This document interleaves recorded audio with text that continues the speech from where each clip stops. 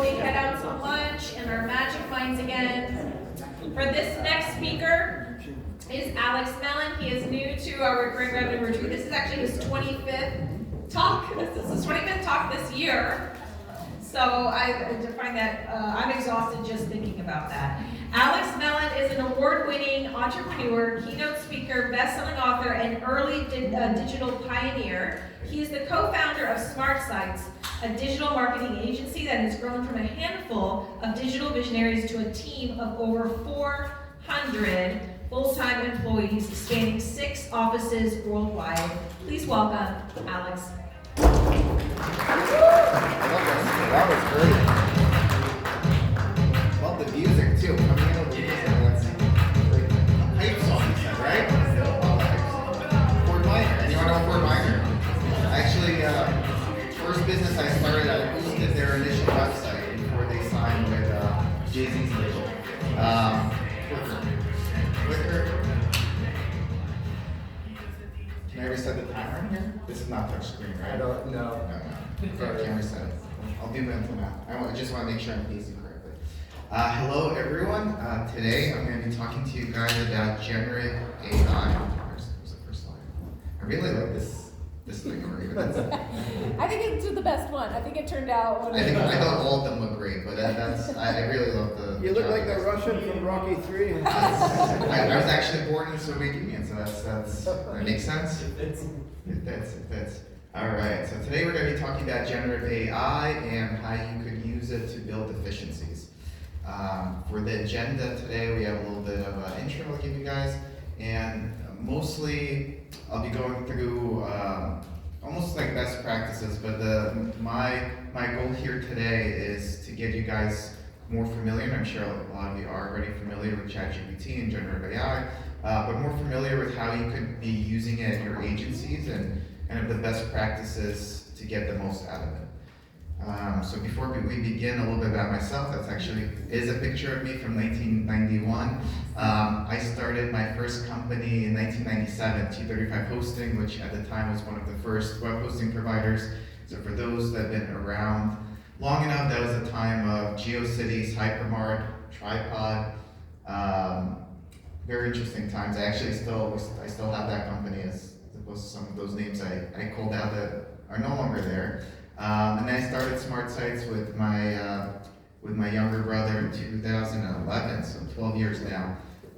We're at 400 full-time employees now, but more so, we doubled in size every 18 months and started the company. So 18 months ago, we had 200 employees, 18 months from now, we'll have 800.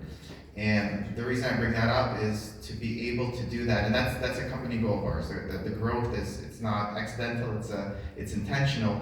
The reason I point that out is to be able to do that, we always have to be on top of processes, improvements, automations, efficiencies. And a lot of the generative AI stuff that I'll be talking to you guys about today is what will help us, I think, get to the next level of 800 employees 18 months from now. Before I jump in, I recently wrote a book. It's automotive themed. I wasn't smart enough like Christina to bring them here with me, but if you guys connect with me on LinkedIn, I'll send you guys a free copy. It's search marketing, so SEO pay-per-click. It's literally the SEO pay-per-click we do at SmartSites. Again, I wrote it specifically for the automotive industry, but as you guys know, SEO pay-per-click is really industry agnostic. Maybe 5% of the book is specific to auto. Everything else isn't, so connect with me on LinkedIn. I'll send you guys a free copy, because I did not bring any today. All right, SmartSites, I already gave you guys a quick intro, but we're a full-service digital agency, so we make websites, SEO, pay-per-click, social media. A lot of what you guys here do, for us, it usually works best when we become a full partner with a company, so we will go run your business, we'll take care of everything digital for you. So that's our business model, and like I mentioned before, we're 12 years in business now, thousands of recurring clients, along with the one-off websites we do as well. All right, into ChatGPT. So how many people here use ChatGPT? Show of hands. 90% of the room. I think some people were drinking coffee so they couldn't raise their hands. I think it looked almost like the whole room, right? So ChatGPT, as you guys obviously by raising your hands know, actually hasn't been around that long. This time last year, as I finished writing my book, it did not really exist yet. I remember putting 2 sentences at the end of my book that there's this ChatGPT stuff coming out, I don't know about it, right? Like literally a year ago it didn't exist. I think it came out around I have that thing on the next slide, November-ish. But it was actually the fastest platform to ever reach 100 million users. As you can see, the other big names on there, I think almost everyone here has been involved in the space to have known all of these companies, but I remember when Uber took 70 months, this is time to reach 100 million users. Uber took 70 months to reach 100 million users. I remember Instagram, where that was the biggest news ever, that in 30 months they were able to reach 100 million users. That was the reason Facebook bought them, because of the growth. And then TikTok was obviously the fastest growing platform anyone has seen up until then, 9 months to reach 100 million users. ChatGPT took 2 months. It took them 60 days from releasing it, and they weren't doing marketing campaigns, they weren't like buying ads at the Super Bowl, right? And if you think about it, the users of ChatGPT, the average person using it is a lot different from TikTok. It's a lot easier to reach 100 million global users when it's a platform that there's a lot of kids that embraced it, right? It was different than ChatGPT. You're not gonna have like a 9-year-old like using ChatGPT. It's a really a business platform, and you really have to have specific intent and use to be able to use it. So it's very, very big that they were able to reach 100 million users in 60 days. I think their usage dropped off a little bit, and now they're actually back up to 100 million active users. So 100 million people are actively using ChatGPT. A little bit of the timeline. So although ChatGPT itself is fairly new, the GPT model that's based on has actually been in development for a very, very long time.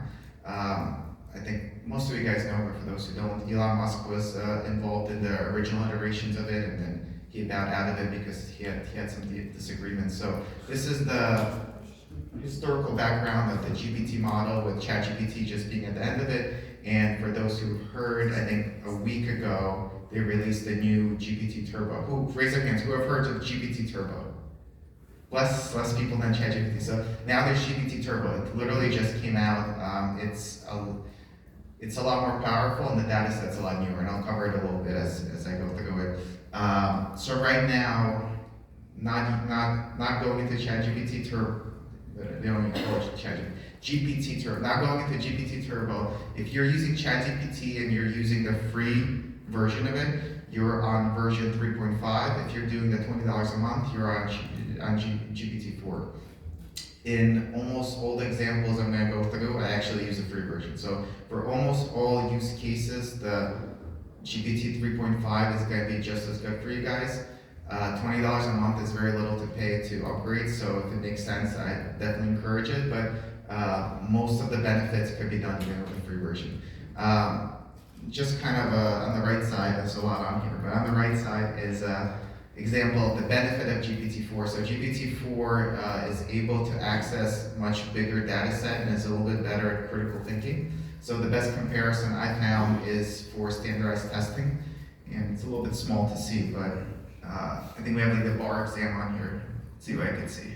SAT math. So the original model would get 70% on SAT math, and GPT-4 got 92%. So at that kind of critical thinking and testing, by the way, GPT-4 now passes the bar exam, every single standardized exam, well, the majority of standardized exams, it could pass now. I'm sorry if it's not super clear. So the blue is the original, the free GPT model, and the green is shows you how much better the GPT-4 is on those standardized exams. All right, so for the rest of the slides, I'm going to go through actual examples of how I recommend using it, and I think the easiest way to digest this is do's and don'ts. So that's how we'll walk through it. Before I jump in, I always love referencing this slide. So for those who haven't seen, there's now a profession called prompt engineers. Is anyone here a prompt engineer? Anyone want to? Now there's a professional prompt engineer. So if you go and you could literally look up for jobs, and there's prompt engineers, and you're getting paid six figures for it. And your job is literally you could read this is a big company too, I forget who this is, Anthropic. But there's posts for everyone, and I encourage you guys, for comedic relief later, look through some of these job posts. A bunch of them are like, and company, like, it's all really big companies, and if anything, this highlights how important generative AI is going to be, that all these companies are now looking for someone to come in and get good at it or train their staff or for whatever it is. I think this is a fad. I don't recommend people quit their job and becoming prompt engineers, although it is very lucrative right now. I think the way the industry is heading is that everyone's going to have to be a prompt engineer, right? I don't think there's going to be a profession of prompt engineering. I think it's going to be a skill set that everyone's going to need to have to be better at their job. So I wouldn't quit your job, but it's interesting to look through some of these job posts along with paying. I think this pays up to 300 grand, 350 grand. A lot of them are just silly. I remember reading one from, I won't call out any of these companies, but there's one that said that they're looking for someone with 4 years of ChatGPT experience. keep looking. All right. This is so small. All right, so we're gonna go through the do's and don'ts. So for this one is don't have one-way conversation. So the most common way I see people use ChatGPT is one-way conversation. You ask a question, you get a response, and that's it, right? The best responses you're gonna get is by having a conversation and prompting ChatGPT with questions, right? And I don't know if this is too small for you guys to see, but I'll read it off, or I'll try to read it off. Maybe it's specific to this event, right? Write me an email to introduce myself to attendance of R3 or conference for entrepreneurs and influencers. Ask me questions to have a better reply, right? So it starts off with asking me questions. I asked ChatGPT to ask me questions so it could be better at responding to me, right? So, and I feel like this is commonly overlooked, where people just use it to, I'll ask you a question, get a response, I'm done, right? You have to work it into a conversation, and don't hesitate to ask ChatGPT to ask you questions, right? Like literally, as I put here, ask me questions to have a better reply. If you put that in your query, it'll prompt you with questions to come up with much better solutions. Don't keep creating new chats. So you could train and reuse the ChatGPT, right? You could export your conversations and then import it back and then continue where you left off. A lot of use of ChatGPT that I've seen has really been one-off. You go in, you ask it something, you close it, you come back the next day, you start over again. You could actually export conversations and then import it back in and continue with it. And sorry, I'm gonna go really quick because I have a lot of great stuff for you guys. I don't wanna cut any of the content, but I'm sure you could get slides after, and I could send you slides if you like. All right, this is a fun one. Don't trust ChatGPT with facts. So there's a lot to digest in this slide. So you might have heard about this in the news. There's been some news articles on it, some studies. So they did a lot of studies on the data from ChatGPT, and a lot of times what it does is it hallucinates. Is what the research studies say, and it hallucinates more on things that are not its core facts. So, I don't know, political history outside of the US, like things like that. So, you have to always quality control it. And of course, it'll get better, but even, so here's my example on the right side, right? I put what's 1 plus 0.9 and says the sum of 1 and 0.9 is 1.9, right? And I go, it's 1.8, isn't it? And ChatGPT says, apologies, you're correct, it's 1.8. Right, so you always want to be fact checking it. It's at the end of the day, it's a language model, and it really is based on the information it feeds in, which may or may not be always correct. A fun one I used in another speech recently is if I ask it who are the founders of SmartSites, it says Alex Melen, my brother Michael Melen, and I forget the name, but it added a sister I don't have. Yeah, like a third Melen sibling. Like Aunt Karen Melen. I'm like, who is this? And I searched the entire internet. There's no mention. Like, I have no idea where I got this information, right? But you always want to be fact checking, at least for now. Eventually, it gets better and better. I used to have a lot of examples where it'd be clearly wrong, and it gets better so quick that I've stopped using those examples, right? A popular one that I used to use is, if you go on ChatGPT and ask it, is there a country that starts with the letter V? Let's say no, there isn't, right? Because, for example, Vietnam is not actually Vietnam, it's the Socialist Republic of Vietnam. So it does not recognize Vietnam as Vietnam. So it says, no, there are no countries that start with the letter V. I used that like in 3 presentations and then they fixed it. So I stopped using specific examples, even the big sister found me, because it's an evolving model that's always fixing itself, but still you always want to be fact checking whatever it puts out and then just don't blindly use it. That was quick. So those were the general tips, and now I'm going to go through the actual applications that I think are relevant for you guys. The first one, and I think one of the most powerful, is social media posting. I'll go through the actual content creation for your website, but that has a lot of like asterisks and implications. Social media doesn't. So social media, you're not getting penalized for having duplicate content or AI content, right? Social media, your whole objective is to be relevant and to be relevant to that platform and the audience of the platform. And ChatGPT is probably the best tool you'll ever have for it. Don't just ask it for social media posts like I put on the left side. You want to tell it which platform you're doing the post for, and it'll literally tailor the post and content to the platform, right? For Twitter, it'll give you hashtags.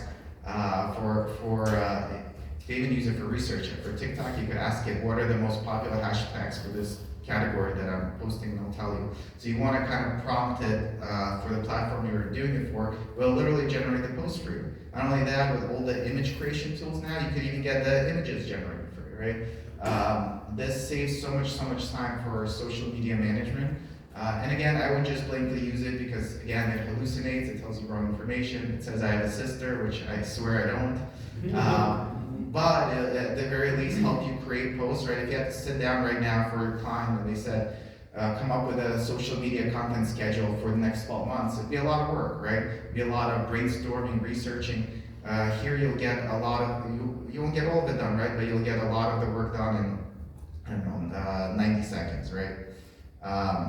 So that's very powerful. Content creation is a very big one. So, and I think in my book, when I wrote about AI content and everything, I was certain that Google would not allow it. Meaning they would penalize it for it, they would highlight it. So there's a lot of tools that will know if the content is AI generated. And Google owns, by the way, for those that don't know, they bought DeepMind a couple of years ago. They have probably more AI technology than any other company. They know which content is AI produced, right? I was certain they would either not rank that content or they would highlight it. And to me, it seems logical to highlight it. Do I even need a microphone? I've been holding a microphone the whole time. What does this do? That's for that. 2 microphones. I just realized I've been holding 2 microphones the whole time. I thought Google would not rank it, but they came out. This is their post from February. And they said their official standing is they will reward high quality content regardless of how it's produced. So their current stance is they will not penalize you for AI generated content, which is a huge deal for SEO. Does it rank as well? From the testing we've done, it actually does rank as well, but you still need a human component of editing it and modifying it. I would not just use ChatGPT to create 1,000 pages and put them on the internet, right? But this is very powerful because it will help you create websites and help you do SEO at scale, which before there was really no good way to do. Some do's and don'ts that I'll go through really quick. Don't just ask for a blog post, right? Again, I wouldn't ask it for content and then just use that content. Try to think of more strategic ways to do it. So start with a planning. So ask it for different topic ideas and then kind of drill down. Styles, authors, and audience is very important.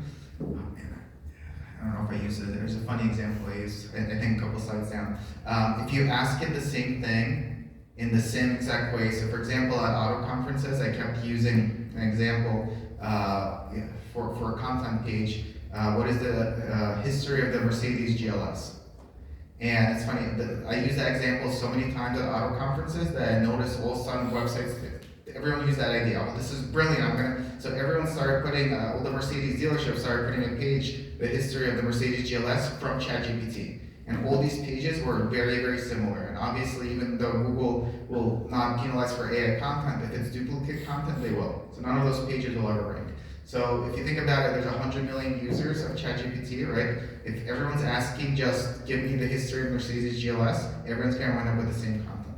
So the idea is that you want to use different styles, different authors, different audiences to kind of vary it. You usually want to edit it, then put it back into ChatGPT. There's a whole process to it, but this is very, very important to make sure you're using styles, authors, audiences to really define the content and make it unique to you. So for example, you would say, for this page, I want an academic style, written in the style of Mark Twain for people in their 20s, right? And by giving ChatGPT that information, it will tailor that content for it. Oh man, this is a good one. So, and I don't know how many, no, you can see it up there, it's not that bad up there. William Shakespeare is one of my favorite ones to use. Obviously, I wouldn't use this on a professional corporate website, but you could ask ChatGPT for any content in the style of William Shakespeare, and it comes out like this. So this is 250-word summary on the history of digital marketing in the style of William Shakespeare. So it goes, in the days of yore, when scrolls gave way to screens, a new age dawned, with digital marketing's means. 'Twas in the later years of the 20th century, the tale unfurled, a tale of great relevancy. So yeah, as you can see, the content's completely different, right? For those that use ChatGPT, definitely play around with the style of William Shakespeare. My automotive examples are always the funniest because he makes everything into carriages, because obviously there's no cars in the time of William Shakespeare. So there's a whole article I wrote on the Honda Civic carriage. So it's this is the big theme of everything that I've been covering so far. So the best way to use ChatGPT for content, especially if you're going to use it on your website or anywhere important, so you want to have it write an initial draft with lots of instructions, obviously the style, who you're intending to target with it. You then want to have a human check it and rewrite it. Fact checking is super, super important again, otherwise our corporate website would say we have a sister that we started the company with. And then you want to re-input into ChatGPT and rewrite it again and really keep working on it to produce a better quality content. So at the end of the day, when you do this entire process, is it much quicker than having someone just not use ChatGPT and write it? Yes, but it's not life-changing, right? You're not all of a sudden, in theory, you might be thinking, oh man, with ChatGPT, especially if you use the AI, I could generate thousands of pages of content, but they're not going to be good, they're not going to rank. This is a process to go through, and at the end of the day, it will take a lot of time. It'll be almost as much as writing it manually, but you'll actually wind up with some efficiencies, especially when you do it at scale. All right, reviews. So reviews is a really good one, especially public reviews, like your Google My Business profile, or even replying to a customer. So out of everyone I've seen write reviews ever, and we have a lot of clients who have, some clients are big enough that they have a person on their team that their entire job is to respond to reviews, right? It's a public relation kind of job. ChatGPT blows everyone out of the water. So you could literally input the review you got on Google My Business, wherever it is, and put it into ChatGPT. ChatGPT will give you a response to review to respond. Not only that, they did studies actually that shows that the way a business responds to a negative review can impact someone using that business more than a positive review. So if you think about that, so you just got a negative review, you're really pissed off, you're about to start fighting with this guy publicly on your Google My Business profile and cause tons of damage to your business. Responding to that review tactically will actually be better for your business than getting, of course, good to have all positive reviews, right? But it's a huge, huge opportunity, and ChatGPT is amazing at it. Play around with it. I put an example there where you literally copy paste the review, and ChatGPT, and you could give it some prompts, say this review called out why our business is good at this or this, but even by default, it natively in the response calls out why someone else should use your business for both negative and positive reviews. And I have clients now that are using it not only for reviews, but to respond to client emails. The client sends you a really pissed off email, right? Very easy to get defensive and start fighting them with that, all right? ChatGPT gives you the neutral AI take on it without the defensiveness, without everything else. So really, really powerful for any kind of reviews and that kind of application. Other AI applications. All right, so I have a whole deck on this other stuff, but it gets very in-depth, and I have, I think, 4 minutes. So I'll cover a couple other uses that are, say, on the advanced side. Really, really powerful for paid ads. On the basic level, you could go in, tell this is my car dealership clients. I could go in, you could say, as a car dealership, what kind of campaign should I have, right? And it'll tell you should have a campaign for new cars, for used cars, for remarketing, for video. So at the very basic level, it helps you with campaign structure. Number 2, it helps you with ad copy ideas. You say, this is the ad copy on my website, I want to call out these things, can you give me some suggestions of what ads to use, what text to use in my ads? Also, very, very powerful. Then you get to more advanced stuff like this. I forget what example I used. Oh, landing page checker. Literally, you could ask ChatGPT to write you a script, and I think it gets cut off in my slides, but I asked it to write a script and then tell me how to implement it to check landing pages. So for this example, it's gonna, write me a Google Ads script that lists all landing page on a Google Sheet, checks the status code of them in column B, tell me how to run this script on a routine daily, and I want an email for all pages are 404 other status codes, right? How many campaigns have things running to pages that are 404 not exist? A ton. You'd be surprised. So Google does a good job themselves of disapproving things that go to a 404 page, right?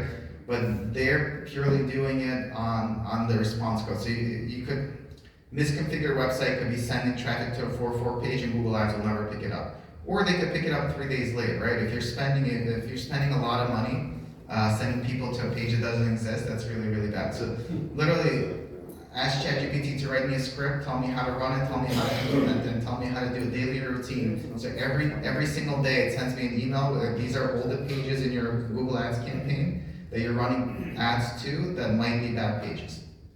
And again, not only does it write it for me, I ask it how to implement it. And you could keep asking follow-up questions. You could say, oh, I'm not sure how to implement this. Can you give me more detail, right?